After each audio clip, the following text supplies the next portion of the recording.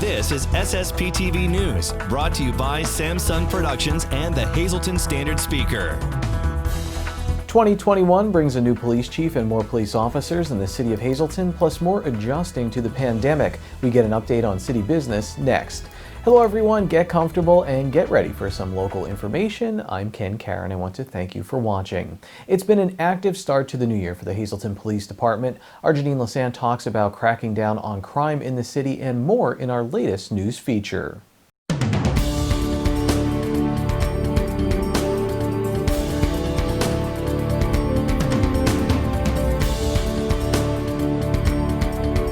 Joining us now on the program, we have the president of the Hazleton City Council with us. We have Jim Perry. Thank you for joining us on SSPTV News. You're welcome. Lots going on in the city in 2021, and I know that we want to hit on safety and crime in the city of Hazleton. We have recently hired a new police chief. Yes, Brian was acting chief for almost a year, and it was time, I think, for us to put him in there as a full-time chief. That didn't mean his job's changed any, just his title. He's worked tirelessly trying to keep our city safe, and we acknowledge what he's done, and they've done a great job with narcotics. And again, in this murder investigation that just happened, they worked tirelessly, the detectives, because it seemed all personal. I think they took it very personal, which all of us did, that we felt bad. It's a heinous crime, and they worked tirelessly to get, and it's pretty quick results when it's difficult, all the circumstances that went on there. So he's done a great job with that. I mean, every time we turn around, we're arresting drug dealers out there. We just saw that recently. And so safety is a big part, and I think the people in the city can feel very safe. When you look at the police department, you were short-handed in 2020, but I believe now you're hiring more police? Yes, we hired 3 more police. That'll bring our total up to 42. We are scheduled for 46 because we have a COPS grant, which you need to have a minimum number of police, and so we budgeted for that many. So we're looking to again hire more as we move along. So that means the federal government will pay for, I believe, 3 or 4 officers. I'm not sure the exact number. Full tilt for a period of a couple of years. So that's something we wanted to make sure and that's what a little budget question was. We want to make sure we are putting in the budget, even though we may not get to 46 this year.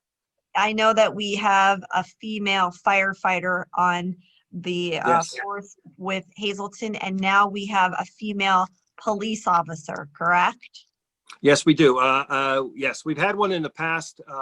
Officer Green was, I don't know if she's still here or not, but again, that we have a female who is bilingual, which is outstanding. And I think at this point, we have 4 bilingual police officers in our department. So she will be, I believe, number 4. And I think it's outstanding that we would hire, females as well as males. And we're looking for anybody who's going to help us. And I think that's a great opportunity. She obviously qualified. There is no exception. She's physically qualified, and she's done outstanding work. And we got a lot of good reports on all the hirees that we have. And so we can't wait till they get started. What kind of challenges has the city faced through the pandemic? Yeah, that's interesting. We've talked about some of the challenges. Code. Now we just found out code is a problem because we got to get out there. We got, there's people are still doing their thing. We got to make sure they have permits for doing what they have to do, and so we have to investigate that. And now we find out, I believe, that the district judge, Judge Zola's office, and all judges, I think, are closed for a period of a couple weeks, maybe into March. So that puts anything that we go ahead and we want to take anybody to court, that's going to put everything in the background. It's going to push it, down the road. So, all those things become challenges for the departments as they utilize the court system. That's going to be, again, put on hold. Everything we have to do is Zoom. Although the city hall is open, people are moving in and out with safety in mind. So as far as from our avenue as council, we've been Zooming for everything we have to do here, working with the Pennsylvania Economic League, who oversees us, what we're doing financially. So we're in pretty good shape there. So it's difficult in all departments. Take us back to the murder. I know that there was a lot of concern around that murder. It was, as you said, heinous crime. It was, something that took the area by surprise, by shock. Then it turned around and we had such a quick arrest with the efforts of the Hazleton Police Department. Yeah, absolutely. And I commended Brian and all the parties that worked with him. Again, his detectives out there. You have all different groups out there in his department, whether it's the drug task force and things like that. So they worked tirelessly. He said for 20-hour days, they were working hard. Not a lot of sleep for those guys. And he kept us informed as to what, not a lot of detail, but where they're at, and they're close to apprehension. And he's been very good. And they were amazing in the fact that they're able to take care of this so quickly. Very good. Well, thank you for your time here on SSPTV. You're welcome. Today's news feature is brought to you by Frankie's Pizzeria and Restaurant. Come in and get your chili day fix. The restaurant is now open for socially distant dining, delivery, carry-out, and curbside service.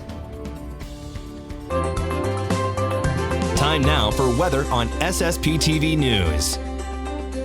Here's our forecast from the National Weather Service. On Friday, a 20% chance of snow showers after 2 p.m., partly sunny with highs in the 30s.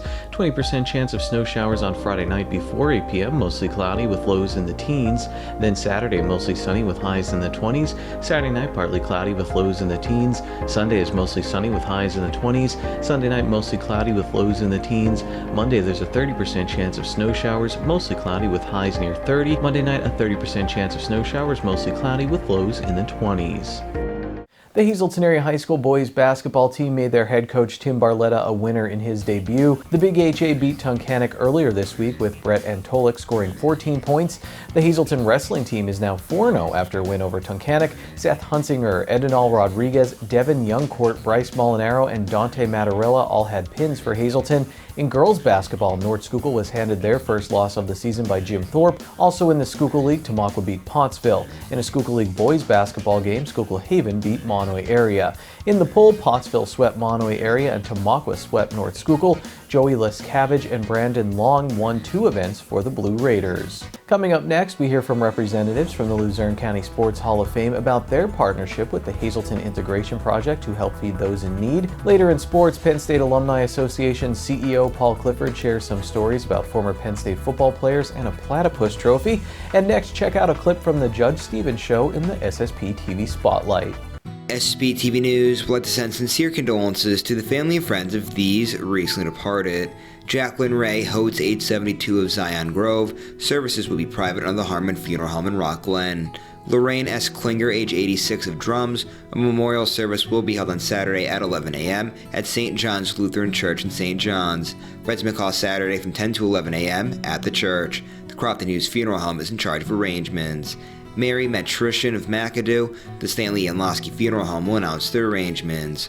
Russell Learn Oberst, age 89 of Cunningham. Services will be private under the Harmon Funeral Home in Drums. Elizabeth Catherine Betty Tomasco of Weatherly. Services will be held at a later date under the Philip J. Jeffries Funeral Home. Albert Turek, age 98 of Hazleton, the Joseph B. Conahan Funeral Home will announce their arrangements. And today we wish a happy second angelversary to Ryan M. Keurig. Forever in our hearts, we truly love and miss you. Love Mom, Adriana, Ava, Lindsay, and Nan. Today's social and obituary report is brought to you by Harmon Funeral Homes and Crematory. Call 570-788-0977 or go to harmonfuneral.com.